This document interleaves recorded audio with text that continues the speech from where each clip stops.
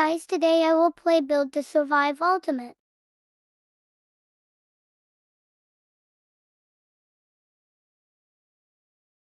Now I'm with Ranveal again. Subscribe to his channel. Ang mga bituin at sinabi niya sa kanya na kalimutan siya. Tumanggi siyang bitawan siya, ngunit nagsimula itong uminang at nagsimulang maglaho ng bumukas ang pinto sa tore.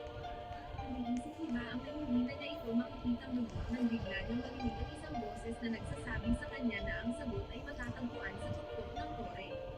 Muling bumukas ang pinto at isang higanteng kamay ang humawak sa kanya. Nagising si Baang sa isang silid at nalilito sa kanyang paligid. Bigla niyang narinig ang boses na nagsasabi sa kanya na lahat ng mga bisita ay tinatanggap. Isang misteryosong nilalang na nagngangalang Eden ang nagpakita at ipinahayag na siya ang tagapag-alaga ng tore.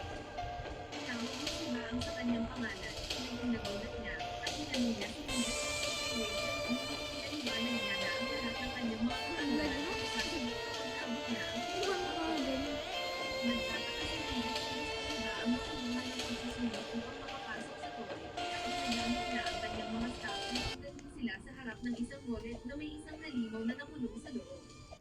Sinabi niya kay Baang na para makapasa siya sa pagsusulit, kailangan niyang pumasok sa hole at basagin ang itim na globo sa gitna. Binalaan niya siya na ang tore ay mapanganib, ngunit si Baang ay nagmamadali patungo sa halimaw. Nang papasok na siya sa hole, hinarang siya ng isang babae na nagngangalang Yori at nagsimula itong magsalita sa isang banyagang wika. Dumating ang kanyang kasamang si Evan at sinabi kay Yuri na hindi niya sila maintindihan, kaya naglabas siya ng bola at pinalibutan ng ilaw si Baang na napagtanto na maaari na siyang makipag-usap sa kanila. Ang ilaw ay nagiging isang lumulutang na bola na tinatawag na isang puppet at sinabi ni Evan kay Baang na hindi lamang ito isang translator kundi pati na rin ang kanilang lifeline sa tore. Hiniling niya kay Baang na lumingon sa pocket at sabihin, invisible mode, kaya sinabi niya ito at nawala ang bola. Nagulat si Baang at sinabi ni Evan na babalik ito sa orihinal nitong anyo kung sasabihin niya visible mode, ngunit nakita ni Yuri ang kanyang reaksyon at napagtanto na siya ay isang irregular. Wala siyang ideya kung ano ang sinasabi nito, kaya ipinaliwanag ni Yuri na ang isang irregular ay isang tagalabas na pumasok sa tore sa pamamagitan ng pagbubukas ng mga gate ng mag-isa. Ngunit pinanggit niya na siya ay mukhang mahina para sa isang tagalabas. Nag-aalala si Evan na masangkot sa isang irregular, ngunit tinanong siya ni Yuri kung nagmamalasakit siya kung kakainin si Baang ng halimaw.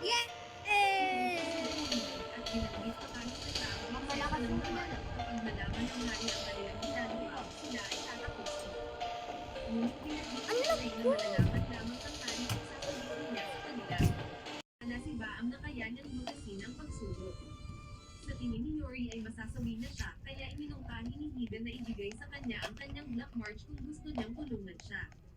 Ang Black March ay nakasalalay sa gumagamit, kaya maaaring ito ay maging isang ordinaryong sandata lamang or isang talam na may kakayahang magputol ng anuman.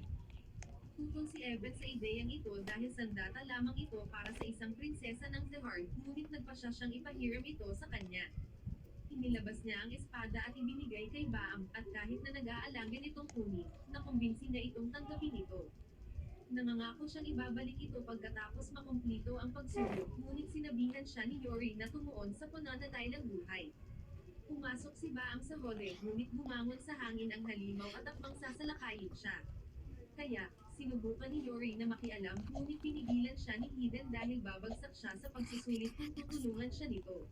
Ngunit kinain ng halimaw si Baang na dahilan upang itulak ni Yori si Eden palayo, ngunit sa pagkakataong ito ay pinigilan siya ni Evan. Hinihayag niya na walang paraan upang maiwasan ang halimaw, kaya ginawa ni Baang ang tamang bagay sa pamamagitan ng pagtalon sa bibig nito at pag-atake mula sa loob. Kumiluwa siya ng halimaw, at nagalit si Yori kay Evan dahil hindi niya sinabi kay Baang ang landas upang makapasa sa pagsulot. Ngunit ipinaliwanag ni Evan na kahit na may nakakaalam ng sagot, hindi marami ang hahayaan ang kanilang sarili na kainin.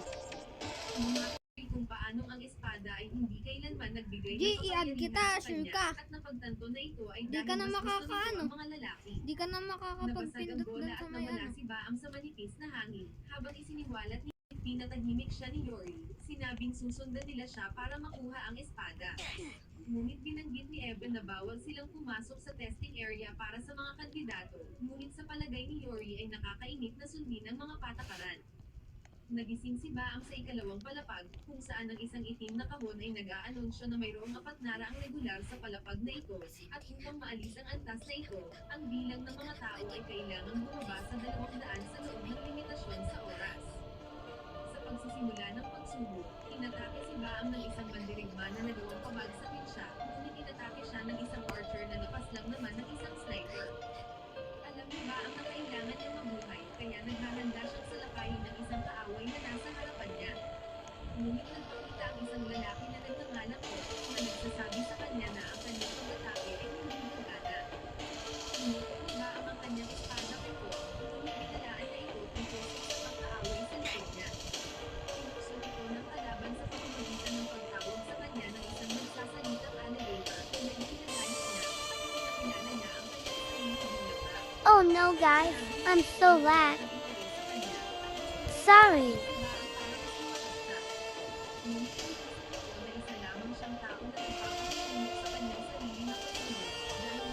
Ay napakahirap para sa kanya na maunawaan ang sinabi nito.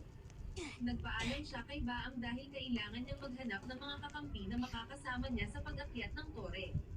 Ngunit nang siya ay aalis na, ang sandata ni Baam ay nakakuha ng kanyang atensyon, kaya tinulungan niya ito sa pamamagitan ng pagtisod kay Rak at pagpapapaniwala sa kanya na sila ay tatakas.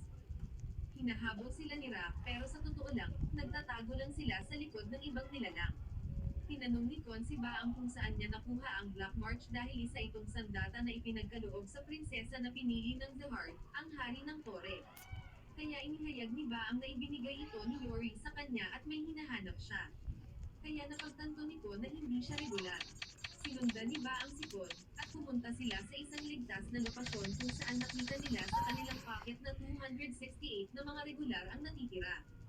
Iniisip ni Kon, sinabi ni Baang na pag-aari na ito, kaya kailangan niyang umakyat sa tore upang makita siya. Iniisip ni Kon na si Rachel ang kanyang pinuno, ngunit walang ideya si Baang kung ano ang ibig sabihin nito.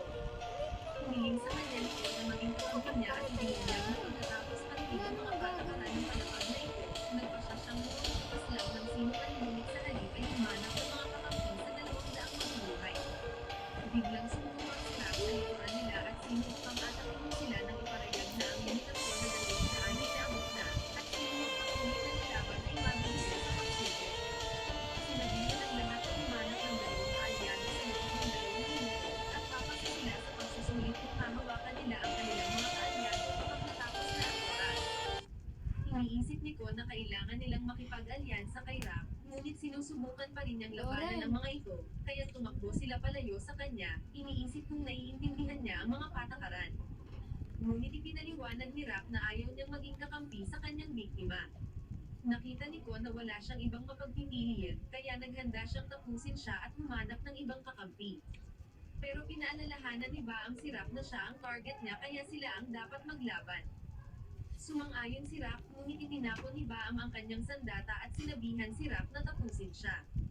Ngunit tumanggi si Rak na umatake hanggang sa gamitin ni Baang ang kanyang sandata, at ayaw niyang kunin ito. Kaya, ganap na nabalisa dito si Rak. Inaanyayahan ni Kon si Rak na sumama sa kanila sa pag-akyat sa tore, sinasabing makakahanap siya ng mas malalakas. Bye guys, thanks for watching. Bye again guys.